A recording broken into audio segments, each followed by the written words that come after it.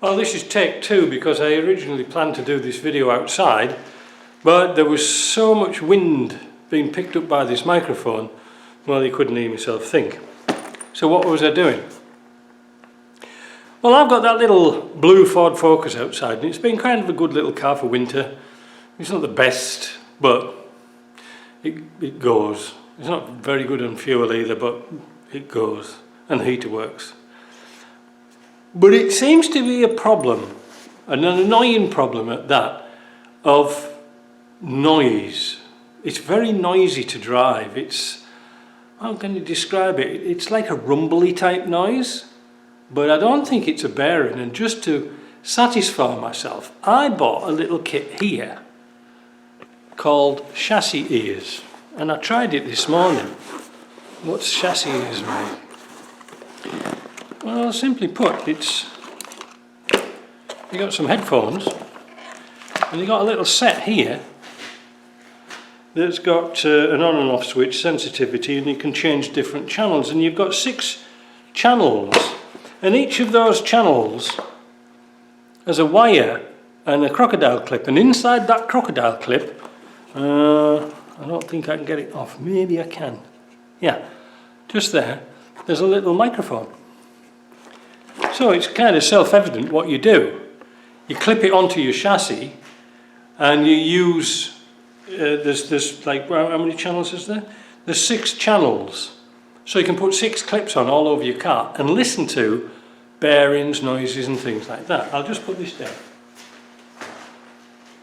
Great. But the road test proved inconclusive.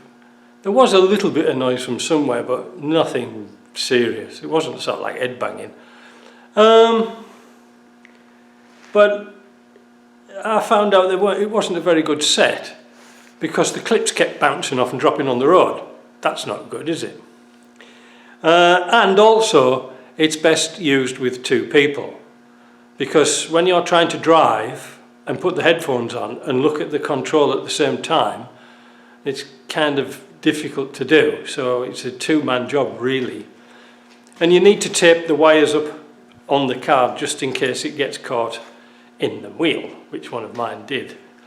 I'm not going to send it back because I thought it might be useful for setting up on my machine for testing gearboxes or things like that. You know, just unclip the little microphones and glue them to a magnet or something like that.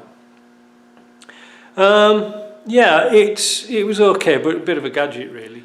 But I think you're better off with the good old, wait a minute, stethoscope set. Cheap as chips, works out great.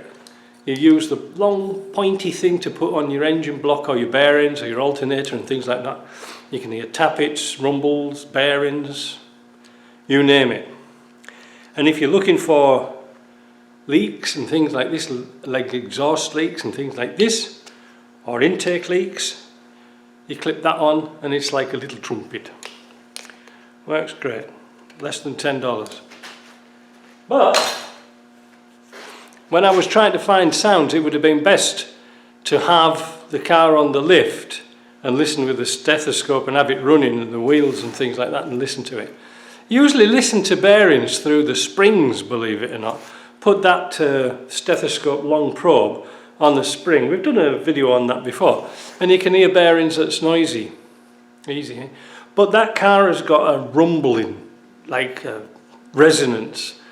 Now, I don't know if it's in the roof. I know it's not in the boot because I put those little clip things in the boot and under the engine bay. Well, I couldn't find it, so I don't know. It just must be a Ford thing.